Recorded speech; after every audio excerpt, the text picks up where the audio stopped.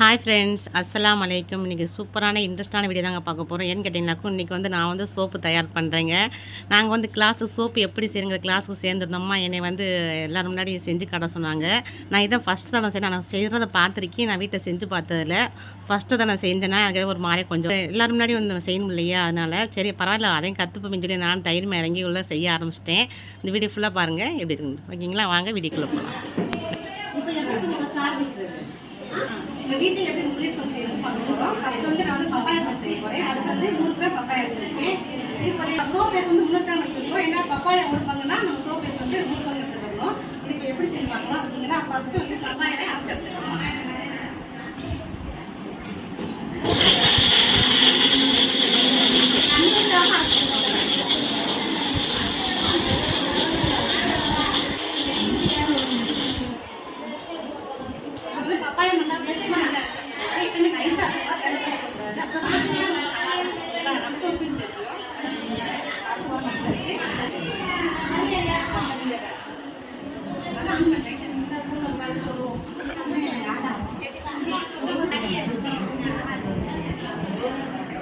Boil பண்ணிட்டு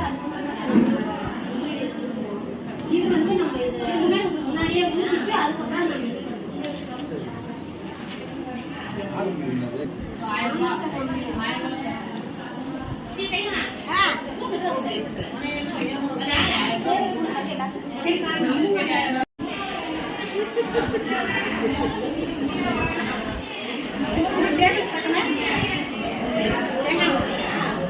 ஊற்றிக்கோங்க.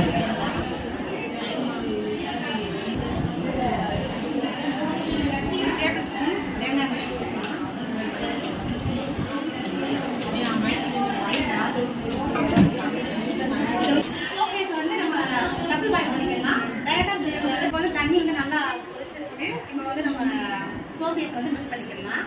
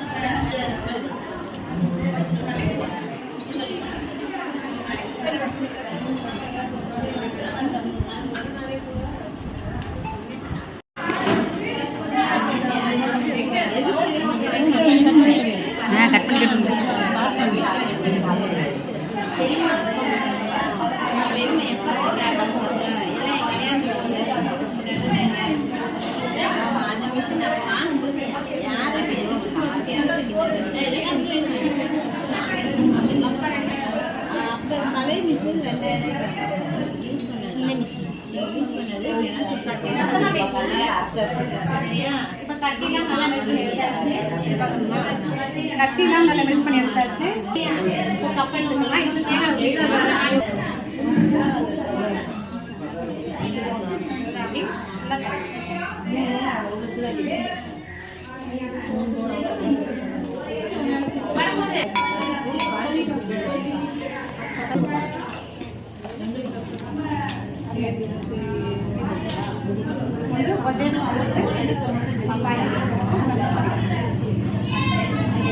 கட்டிலாம் collect பண்ணிக்கோங்க.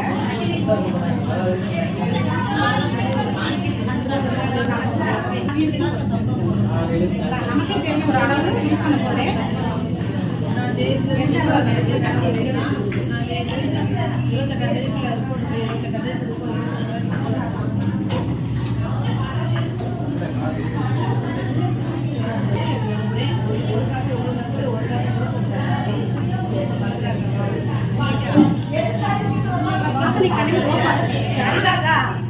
சரி காக்கா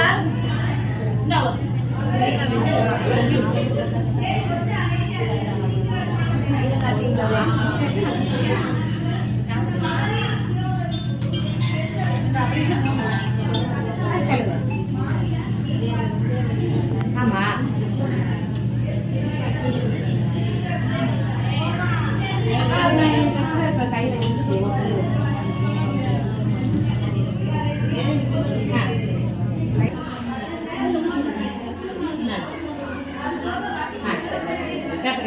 நேற்று எனக்கு வேணும் அவனுக்கு கணக்கு புரியுது கொஞ்சம் மரமரம் அவ்வளவு நல்லா தருகிறேன்